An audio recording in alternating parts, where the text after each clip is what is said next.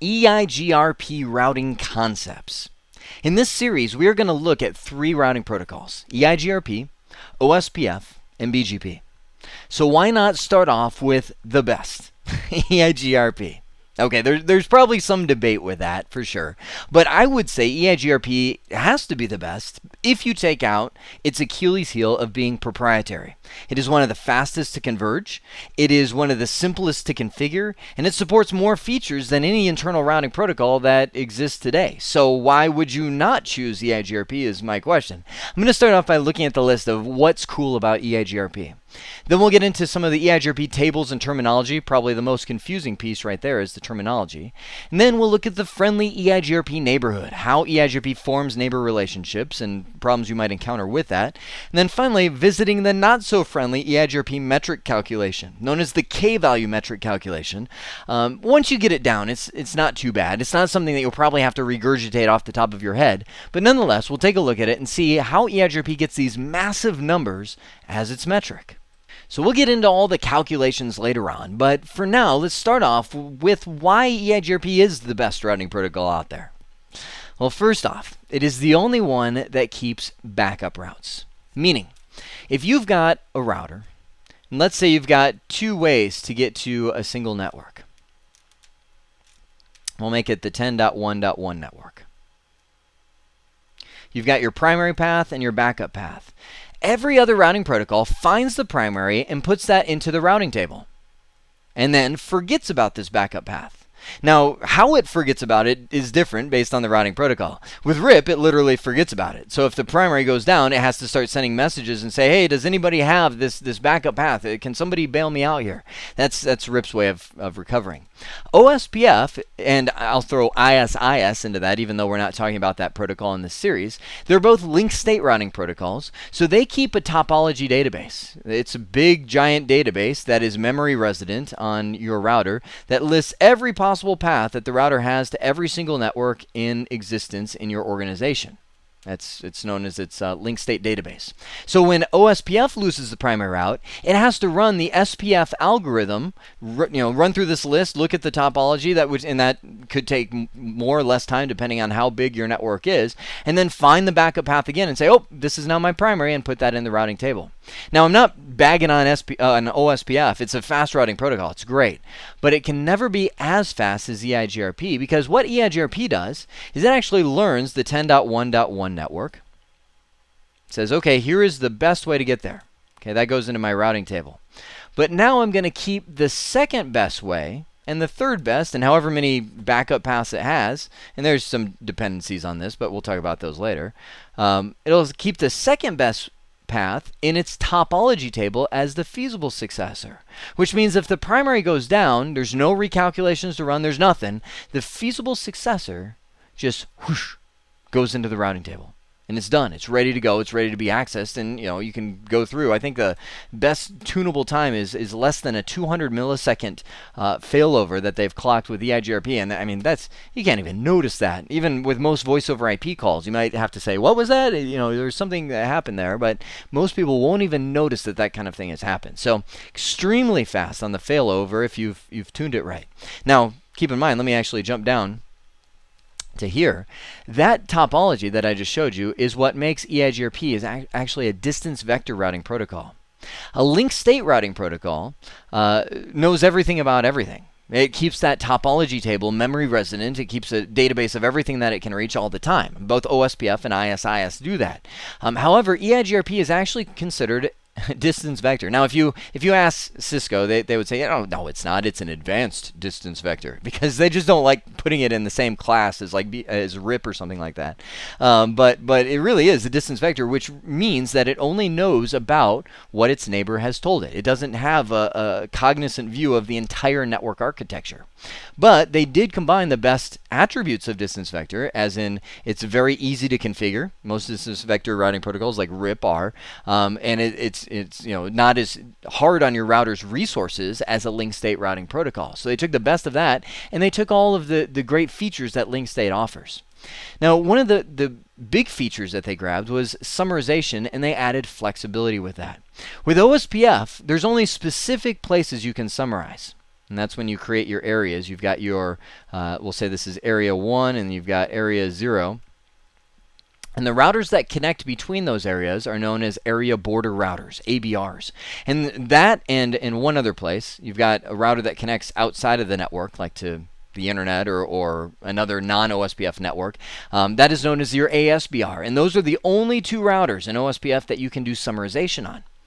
Well, with EIGRP, you can forget all that.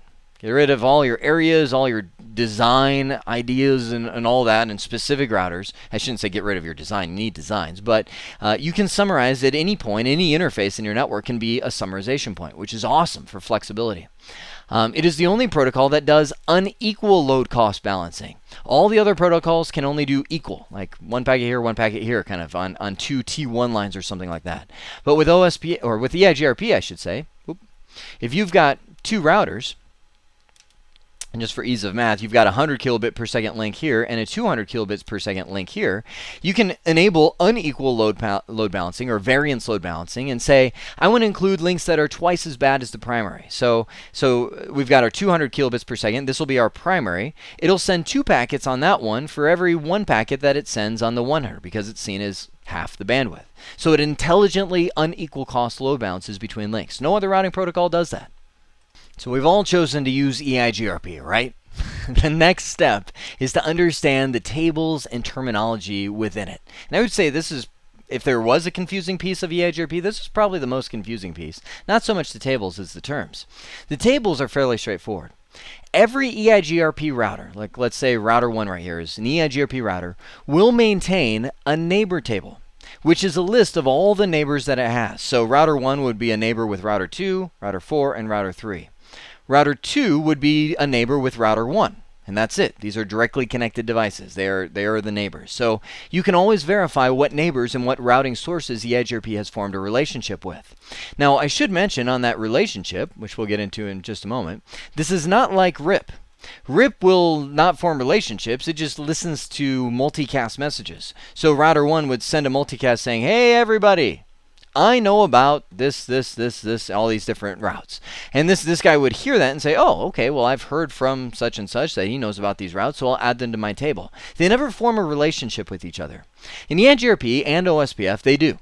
They use the hello protocol and they say, hello, I would like to be your neighbor. I would like to exchange routes. So the neighbor relationship is a little more stable than it would be with, say, a RIP kind of network protocol, routing protocol. EIGRP also maintains a topology table, which I was just talking about on some of the benefits of using EIGRP. Topology table lists not only the best routes to get to the network, which we'll see the terms in just a moment. These are known as the successor routes. Those are the ones that go into the routing table. But it also lists the second best routes, known as the feasible successor, and the third best routes, fourth best routes. You know, however many backup paths you have to a specific network, as long as they're not too bad of a route, and I'll talk about that in just a moment, they will be listed as a feasible successor, meaning a backup. And those are the ones that it can instantaneously switch over to should the primary fails. So for example, let's say this is a 200K link over here, this is a 100K link. This would be listed as the successor in the topology table. This would be listed as the feasible successor. Cisco has done a tremendous job in making this topology table very easy to read. We'll see it when we get into the configuration. Show IP EIGRP topology will give you a list of all of this, and once you understand it, you'll be like, oh man, this thing is so valuable to be able to show me not only the best ways, but also here are the backup paths, and here's why they're considered backups, and so on. The routing table, which every routing protocol, actually I should even go beyond that, every router maintains, is the best of the best routes.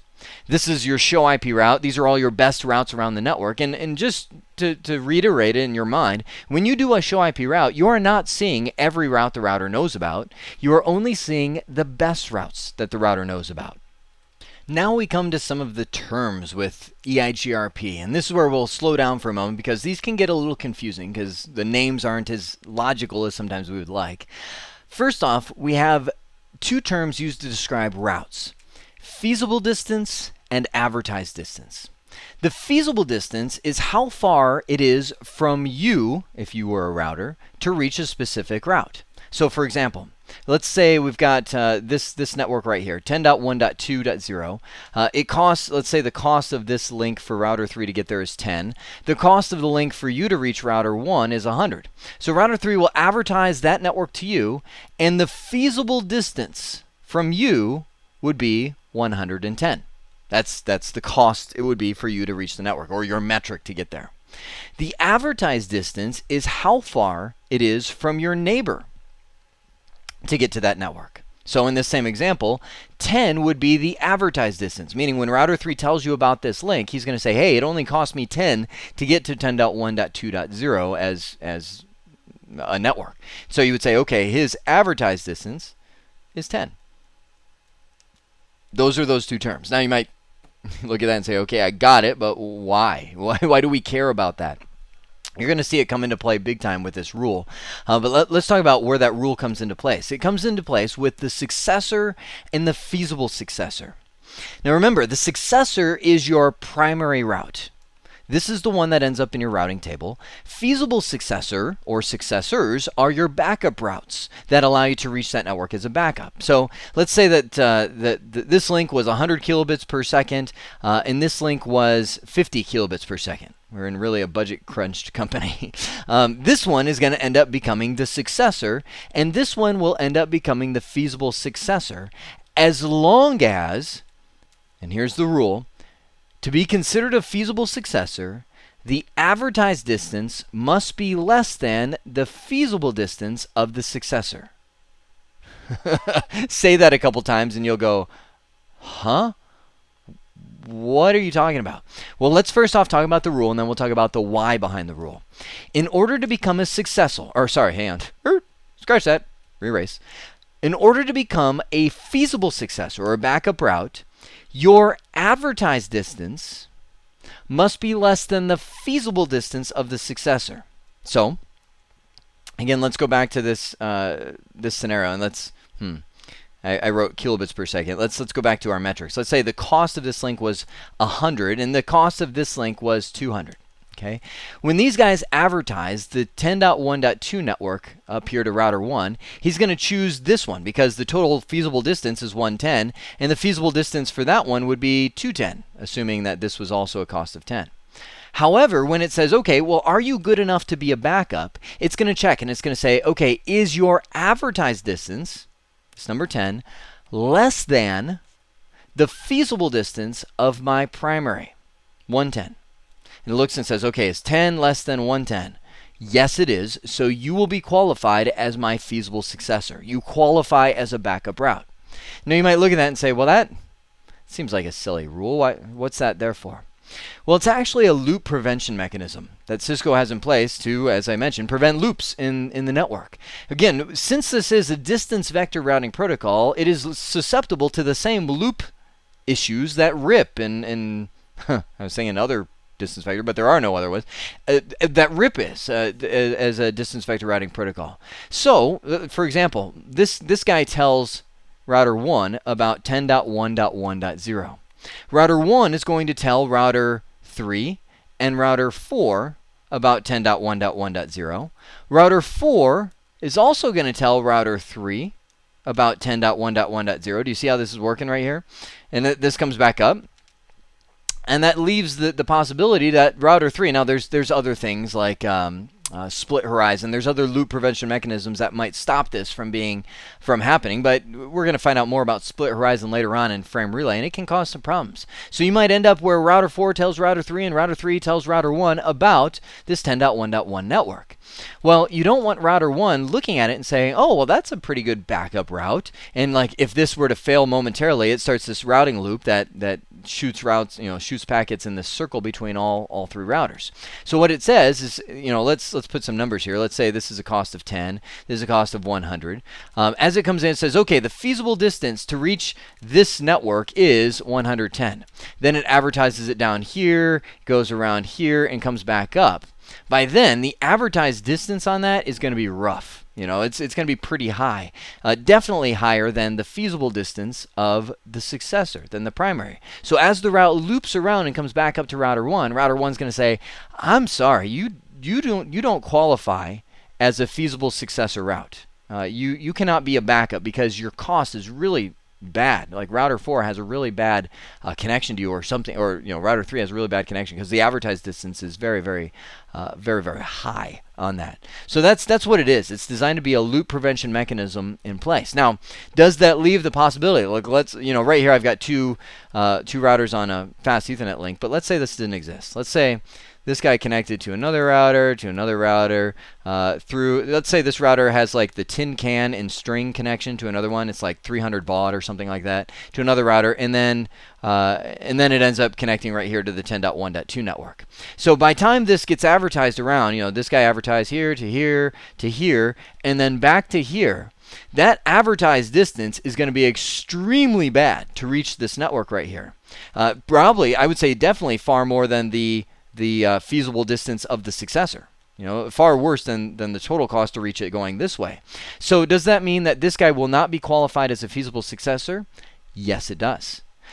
Now here's the question. Does that mean that router 1, should this link fail right here, does that mean that router 1 will never use this backup connection to this network in any case? And the answer is no, it won't. It's just going to take longer to fail over.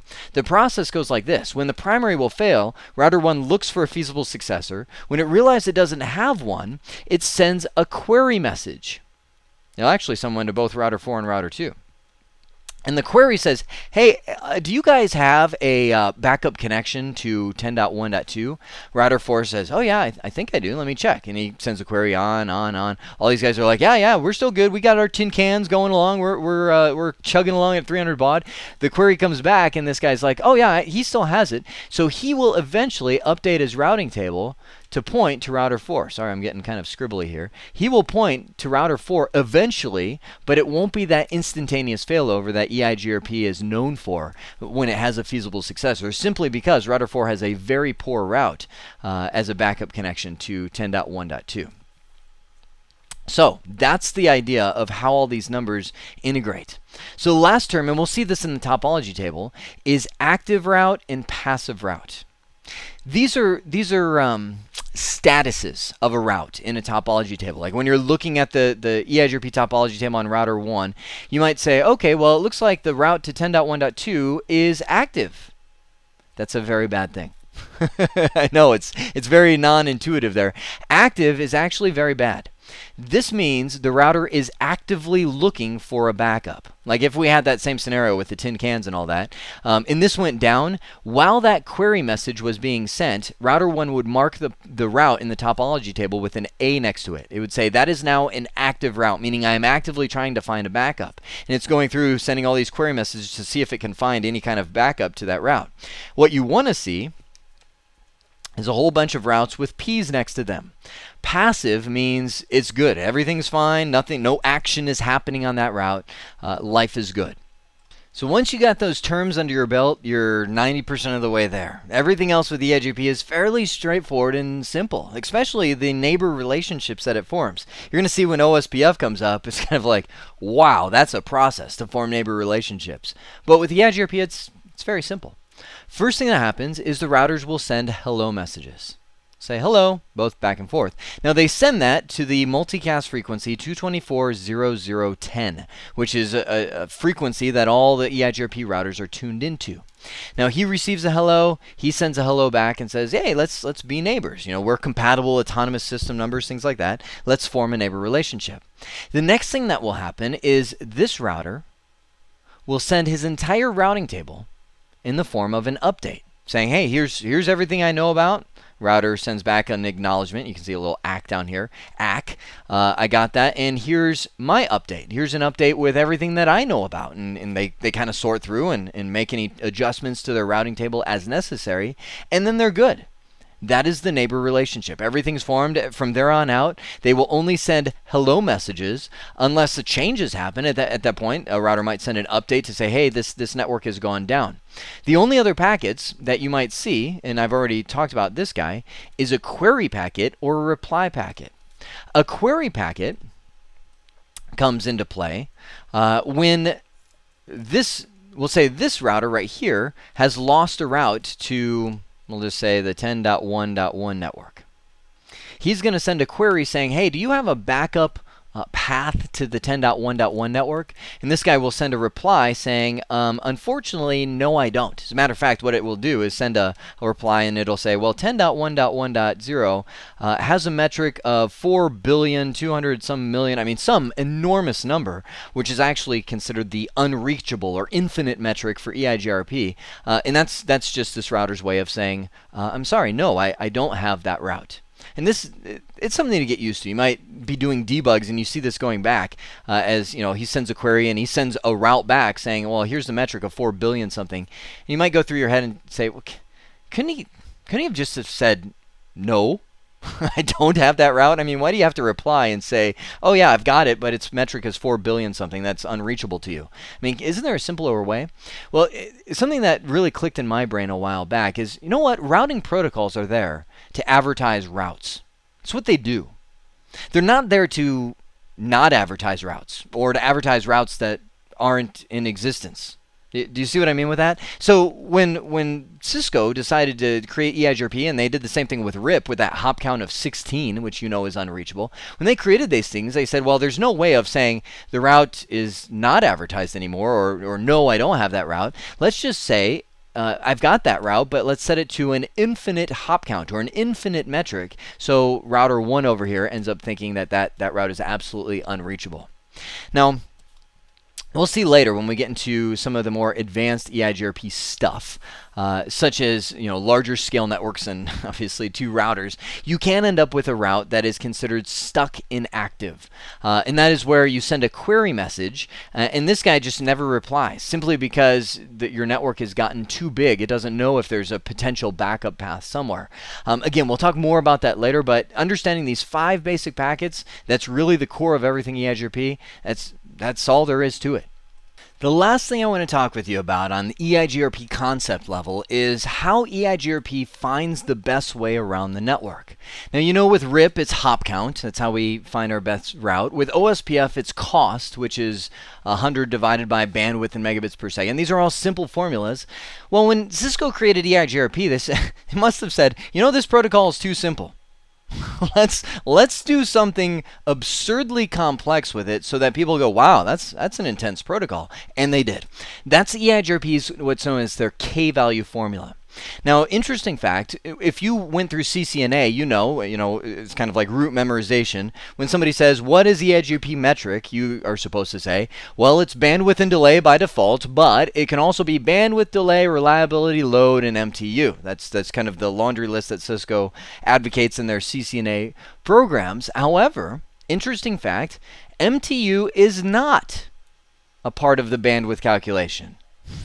Interesting. It's actually the MTU, the maximum transmission unit, which is how big of a packet you can send on a link, is sent. It's one of the things that are sent in the neighbor updates. It says, hey, the MTU to this network is such and such, but it is not a factor in the formula that EIGRP uses to calculate the best way around the network. So here are the K values. Well, actually, before I do that, let me show you the formula. Here is the formula. Whoa, that really is the formula. You have K1 times bandwidth plus bracket K2 times bandwidth divided by, you can read through that formula and just kind of go, wow, that's intense. And it is. It's really a massive formula that gives you a huge metric by the time it's said and done. But the thing is if you keep the default metric, which means using bandwidth and delay for your calculation, which I will say I've never seen anybody that goes beyond that and includes reliability or loading or anything into that, then K1 and K3 are just set to 1. All of these are set to 0. K4, K5, all these different kinds of things right here. These are all zeros. So what that does is zero out. You can see all these things become 0. It zeroes out a whole bunch of the formula. By the time it's said and done, what I did was simplify the formula and say this is your real formula.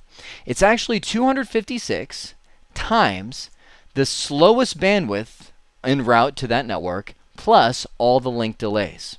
So let me show you this. Let's say we'll go with our 10.1.1 network up here. Router 1 over on the left-hand side has to go through all these different routers to reach the 10.1.1 network. Well, as this route is advertised, it's going to eventually, reach this router right here.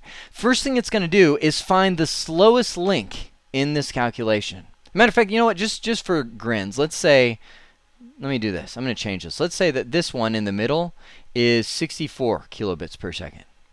That way we can see what happens. It's going to find the slowest link in the whole chain that route is passed through, and that will become the bandwidth. And this is a big difference. This is way different than OSPF. OSPF will actually add up all of the bandwidth along the way. That's known as the cost, and keep adding each one of those. That's not what EIGRP does. EIGRP says, okay, 64K is the slowest link. So what I'm going to do, and you can see the slowest bandwidth, and where bandwidth equals 10 to the 7th divided by bandwidth. Again, absurdly complex for no apparent reason.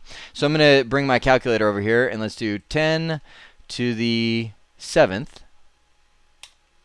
divided by 64 kilobits per second.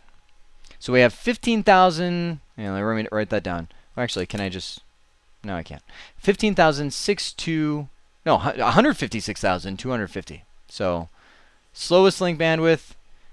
Get the right tool here. Slowest link bandwidth is 15,000.